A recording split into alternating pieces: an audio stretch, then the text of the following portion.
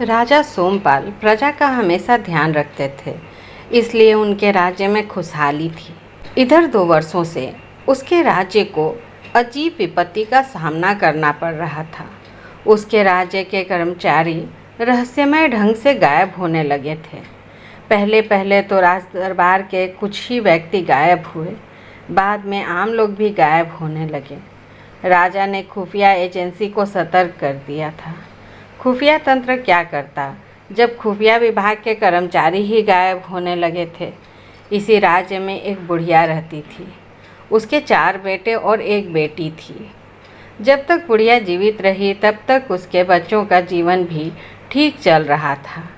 बुढ़िया खेती बाड़ी का काम करके 2 वक्त की रोटी तो जुटा ही देती थी। बुढ़िया के मरने के बाद उसके बच्चों पर विपत्ति का पहाड़ टूट पड़ा। बुढ़िया की लड़की मधु भी अब बड़ी हो गई थी। भाइयों को अपनी रोजी रोटी के साथ मधु की शादी की भी चिंता होने लगी थी। एक दिन चारों भाइयों ने निश्चय किया कि वे नौकरी की तलाश में बाहर जाएंगे। जितना भी रुपया पैसा जमा होगा उससे अपना घर भी चलाएंगे और मधु की शादी भी करेंगे। उनको बुढ़िया ने एक मंत्र दिया था।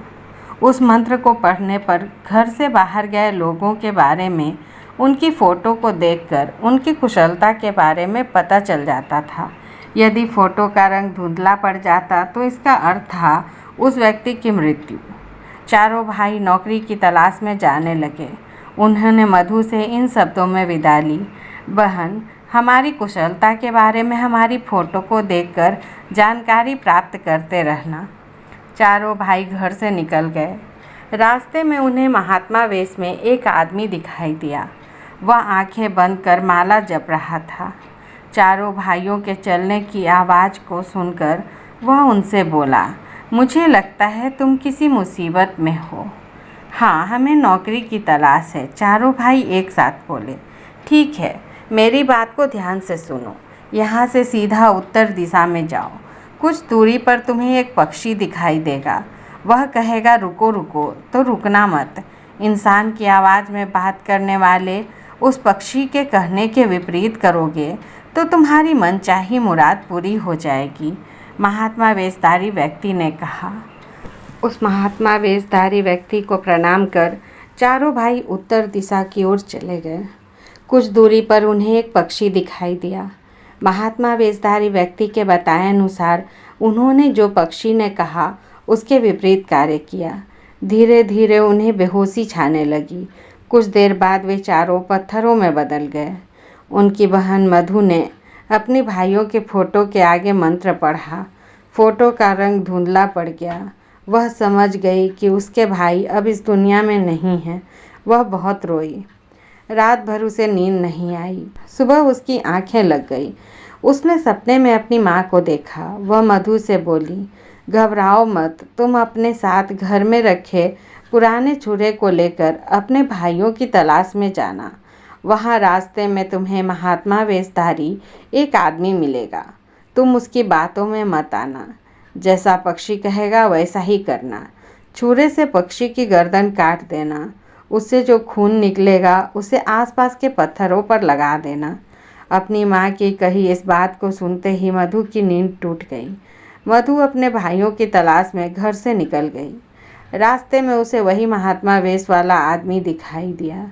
महात्मा ने उससे भी वही बातें कही जो उसके भाइयों से कही थी। वह उत्तर दिशा में गई। पक्षी ने कहा, रुको रुको। वह रुकी। उसने झट से छुरे से पक्षी के गर्दन काट दी। पक्षी की गर्दन कटते ही वह महात्मा वेशधारी आदमी चिल्लाया और मर गया। पक्षी की गर्दन कटने से जो खून निकला उसने उसे आसपास के पत्थरों पर लगा दिया। खून की बूंदें पड़ते ही वे सारे पत्थर इंसानों में बदल गए। मधु यह देखकर खुश हो गई कि उसके भाई भी पत्थर से इंसान के रूप में आ गए। पत्थर से इंसान बनने वालों में से सोमपाल राजा के दरबारी भी थे। राजा के दरबारी मधु और उसके चारों भाइयों को राज दरबार में ले गए। गायब राज दरबारियों को फिर से देखकर राजा बहुत प्रसन्न हुआ। राजा का एक पुत्र और 4 पुत्रियां थीं। राजा ने मधु से प्रसन्न होकर अपने पुत्र का विवाह उससे कर दिया। उसने चारों पुत्रियों का ब्याह मधु के चारों भाइयों से कर दिया।